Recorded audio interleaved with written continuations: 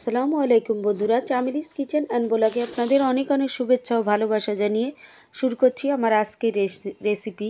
দেখেন বন্ধুরা, আমি ব্লেন্ডারের বাটিতে নিয়ে নিচ্ছি কাঁচা ঝাল, পেঁয়াজ আর কাঁচা ঝাল, পেঁয়াজ আর রসুন বেছে নিয়েছি। নিয়ে আমি এই যে ব্লেন্ড করে নিয়েছি।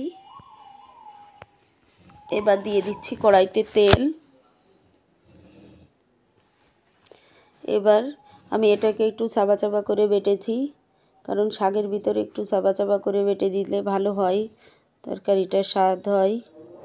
এবার আমি নেড়ে চেড়ে নিচ্ছি।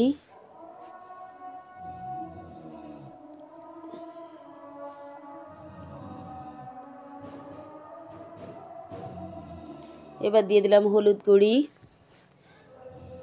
একটু ধনিয়ার গুঁড়ি আর স্বাদ মতো নুন, কারণ এই তরকারিতে আমি মাছ দেব সেহেতু আমি একটু ধনিয়ার গুঁড়িও দিয়েছি। দেখেন বন্ধুরা, আমার মশলা থেকে তেল ছেড়ে দিয়েছে।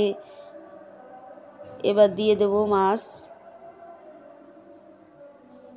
এটা সুরমা মাছ।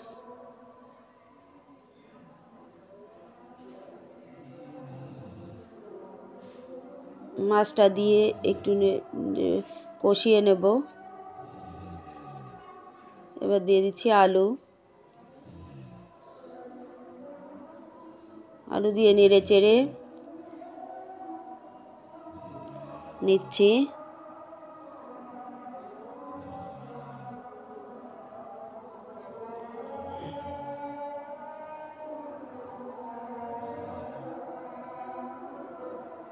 এবার দিয়ে দিচ্ছি পানি।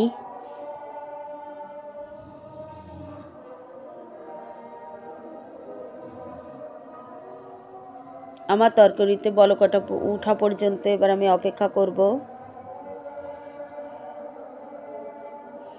দেখেন বন্ধুরা, আমার তরকারিতে বলক উঠে গেছে। এবার আমি দিয়েছি শাক, সরিষা শাক। আমি সরিষা শাক দিয়ে সুরমা মাছ দিয়ে রান্না করছি।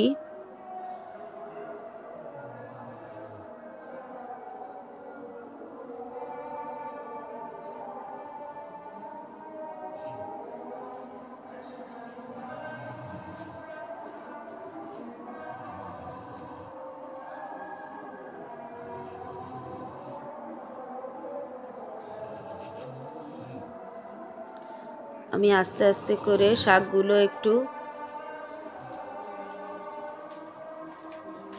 তরকারির ভেতর ভালো করে দিয়ে দেব, নেড়ে চেড়ে।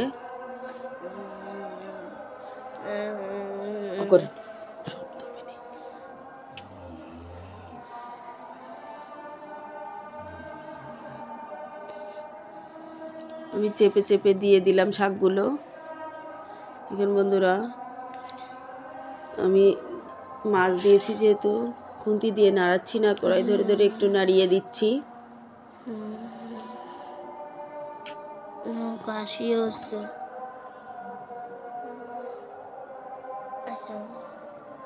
আমার তরকারিটা প্রায় হয়ে এসেছে। একটু পেঁয়াজ কুচি দিয়ে দিলাম। পেঁয়াজ কুচি দিয়ে এবার তরকারিটাকে নামিয়ে নেব। আমার রেসিপিটা যদি ভালো লেগে থাকে তবে লাইক, কমেন্ট, শেয়ার করে আমার পাশে থাকবেন। আজ এই পর্যন্তই। আল্লাহ হাফেজ।